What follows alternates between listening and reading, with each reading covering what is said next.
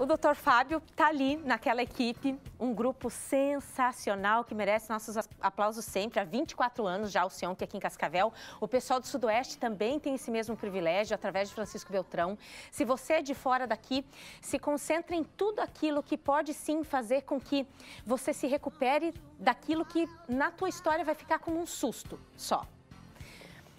Por que tem muita diferença, sim, entre tratar aquela pessoa que chega já num estágio avançado da doença e aquela que, sim, teve a sorte ou a perspicácia ali de descobrir no comecinho o câncer, hoje doutor? Faz toda a diferença, né, Vanessa? O que muda lá dentro do hospital para vocês? Antigamente era só notícia ruim que a gente dava, né? Então era todo dia notícia ruim, todo dia a gente falava com os doentes, olha, a situação está crítica, a situação é muito difícil, mas hoje essa proporção já mudou bastante. Na verdade, ela inverteu. Quando cheguei aqui em Cascavel, 15 anos atrás, a gente dava muito mais notícia ruim do que notícia boa. Hoje a gente dá muito mais notícia boa do que notícia ruim. Então a maioria dos doentes hoje curam do câncer, né? A maioria tem um diagnóstico mais inicial e isso é o que faz a diferença. E hoje que a gente vai conversar sobre rastreamento, sobre detectar lesões precoces, é isso que é o que eu chamo do pulo do gato na oncologia. Porque você pega uma lesãozinha pequena, um câncer bem inicial, as chances de cura hoje elas são próximas de 100%. Com procedimentos menos invasivos. Exatamente. Também. Antigamente, quando eu cheguei aqui em Cascavel, por exemplo, mama. Toda paciente tinha que retirar toda a mama, fazer aquelas cirurgias extensas, enormes, com sequelas. Hoje não. Hoje você tira só o tumor, tira só um gânglio embaixo do braço, você consegue um diagnóstico muito mais inicial e isso para o doente faz toda a diferença, né? Você poder viver com um órgão, viver a vida normalmente. E é o que você falou, acaba sendo só um susto o câncer. E hoje eu tenho várias doentes que elas vêm em segmento, vêm acompanhando, fazendo exames e falam, doutor, foi só um susto. Foi só um susto que eu tomei realmente. Só que a palavra câncer, a doença, câncer, ela ainda carrega aquele estigma. E tem que ser levada a sério. Exatamente. Porque a pessoa em casa pode estar dizendo, Vanice, você está propondo aí que eu seja pessimista, então. Que eu fico o tempo todo neurótica, achando que tem alguma coisa de errado comigo. Existem tumores mais fáceis de serem identificados, mais fáceis de serem descobertos do que outros? Ou todo câncer é silencioso? Não. A maioria dos tumores, eles têm assim, uma detecção precoce, né? Então, existe a recomendação da Organização Mundial de Saúde. E aqui no Brasil, quem dita as normas é o INCA. E é para a gente fazer o rastreamento de alguns tipos de câncer. Então, a gente tem, por exemplo, o câncer de mama, que tem a indicação de fazer a mamografia a cada 2 anos. E se você tem algum sintoma, tem história familiar, você já tem que fazer ela anual, a partir dos 40 anos de idade. O câncer de próstata para o homem, a partir dos 40 anos, recomenda-se sempre fazer um PSA todo ano. O câncer de intestino, você fazer uma colonoscopia pelo menos a cada 10 anos. Isso é o rastreamento? É o rastreamento. Você começa fazendo ali, como você tem na imagem, ali o intestino, né? Você faz uma colonoscopia e descobre um pólipo. O pólipo é a lesão pré-câncer. Então, o pólipo, quando você retira na fase de pólipo e o resultado vem benigno, pronto. Não vai ter jeito disso aí de se desenvolver num câncer. O câncer de intestino, por exemplo, que está ali na imagem, ele leva 10 anos para desenvolver de pólipo para câncer. Então demora muito tempo. É muito tempo, exatamente. Então um paciente que vai no posto de saúde, olha, tive um sangramento, faz um exame de sangue oculto, depois faz uma colonoscopia, você já consegue pegar numa fase bastante inicial e às vezes o paciente faz só a polipectomia, não precisa nem operar, não precisa nem fazer cirurgia. Então o rastreamento fala do é sistema importante. de rastreamento, então não são exames só dentro do SEONC, por não, exemplo? Não. Ó, por exemplo, o exame de pele, você examinar a pele, o próprio clínico geral vai examinar você no posto de saúde, né? Nos teus check-ups. Exatamente. Então o exame clínico, ele é fundamental. O paciente, né, que procura o posto de saúde, procura com alguma queixa, você passa por um exame clínico, passa por exames mais básicos. Esse rastreamento, ele é muito importante. E isso que mudou o impacto no câncer. Né? Então, a gente, hoje, por exemplo, o câncer de pele, né? Que você pega lesões bem precoces, lesões iniciais, você tem uma chance de cura, principalmente daquele câncer mais brabo, que é o melanoma, né? Que é um câncer mais agressivo.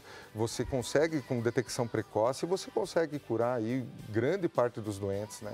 E isso quando a gente tem ali, né, a confiança toda no médico e no procedimento do diagnóstico, porque imagine só que desgaste para a pessoa tratar algo que não era bem aquilo, né? Exatamente. Por que dá para botar fé e dizer... O diagnóstico okay, hoje, ele é uma ver. coisa muito precisa, né? Então, quando você tem, por exemplo, como tem ali na imagem, um colo de útero, o paciente vai e faz o preventivo.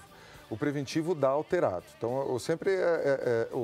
o preventivo é coletado no posto de saúde. Surgiu a suspeita. Exatamente, surgiu a suspeita. Então ela é encaminhada ao CIONC para fazer uma biópsia. Porque a biópsia do colo do útero é que vai dar o diagnóstico de certeza. Na maioria dos casos que vem, eles não são câncer. Então o paciente já chega lá desesperado, às vezes chega, doutor Fábio, já estou com câncer, já me mandaram aqui, estou com câncer. Não, calma.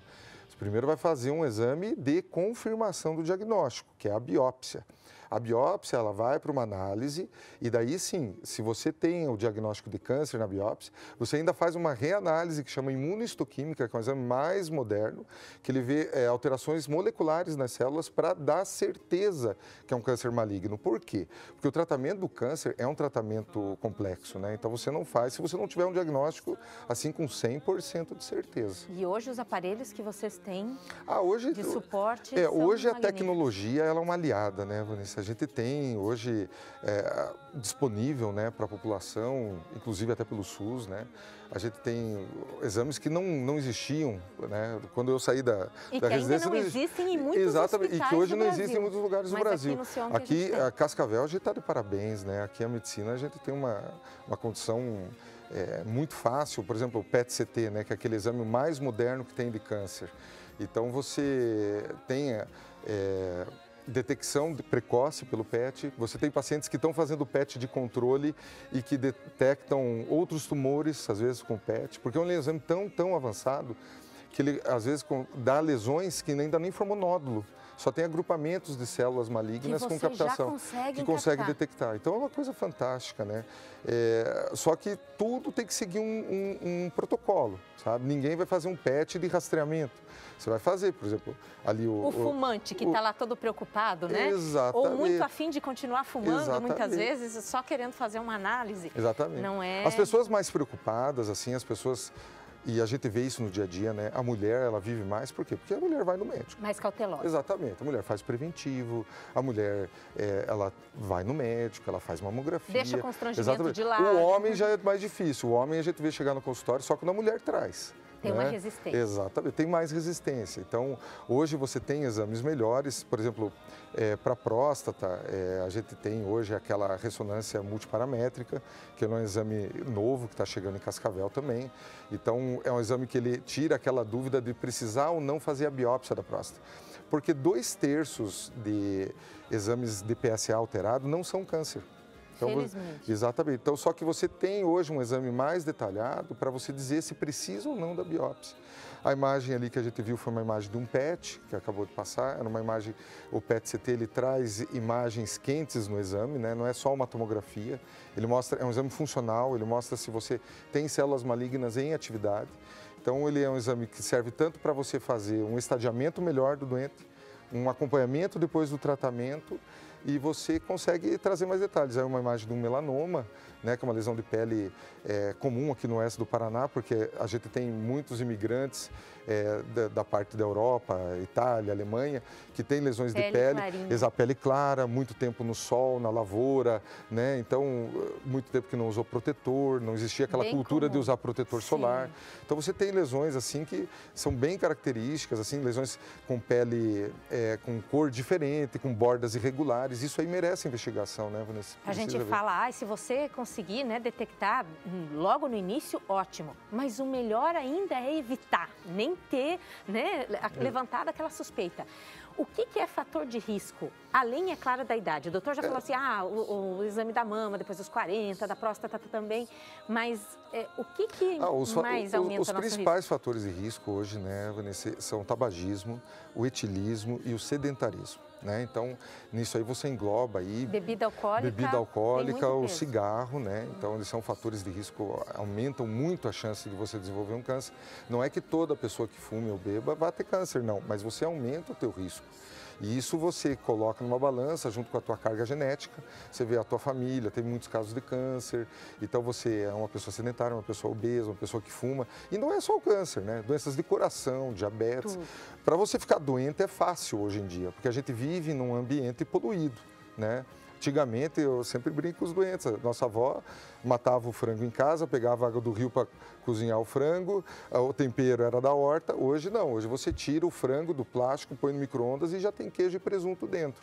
Então, esse hábito de vida nosso, ele é um hábito de vida que tem muita química, muito produto, e isso traz impacto para a gente, né? Então... Em casa, o que eu posso notar de errado comigo, ou meu pai, meu irmão?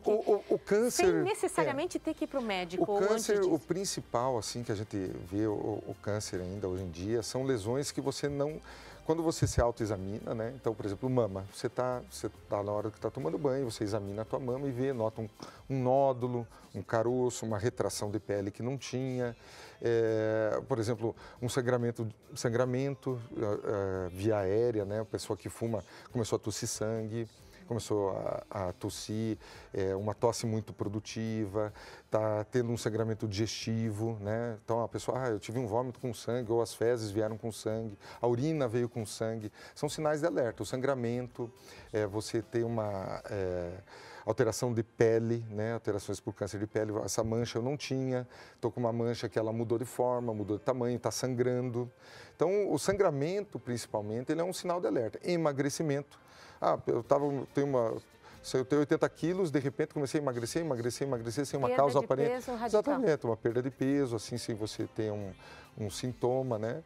E as pessoas, assim, quando as pessoas têm hábitos de vida saudáveis, elas se cuidam mais, elas estão mais atentas para isso. Quando a pessoa não tem tanto hábito de vida normal, isso a gente observa, os pacientes que são tabagistas, que são etilistas, eles já chegam com doenças mais avançadas, porque ele tenta até, às vezes, mascarar. Ainda tem aquelas vozinhas que moram lá no sítio e tentam esconder da família, sabe? Falam, não quero que me incomode. Um gânglio que começou no pescoço, uma íngua, né? Isso aconteceu com a minha avó, ela já não tinha mais bico no seio, quando ela foi contar, porque ela tinha vergonha de mostrar o seio. Que às vezes tem vergonha. Filhos, exatamente. Então isso hoje, como você tem posto de saúde na área rural, você tem isso mais disponível, você acaba pegando lesões mais precoces, né? Que a função do rastreamento é essa, é você ter lesões que você consegue curar e ser lesões bem pequenas, lesões bem iniciais. Mas a gente ainda tem aquele vozinho que esconde o tumor. Isso é uma parte de uma cultura também, que antigamente se falava, se mexer piora. Hoje é totalmente o contrário. Hoje a visão... Tem gente ainda que brinca e fala, eu não vou ficar procurando, Vinícius, quem procura muito acha. Nesses casos, gente, é verdade, né? Verdade.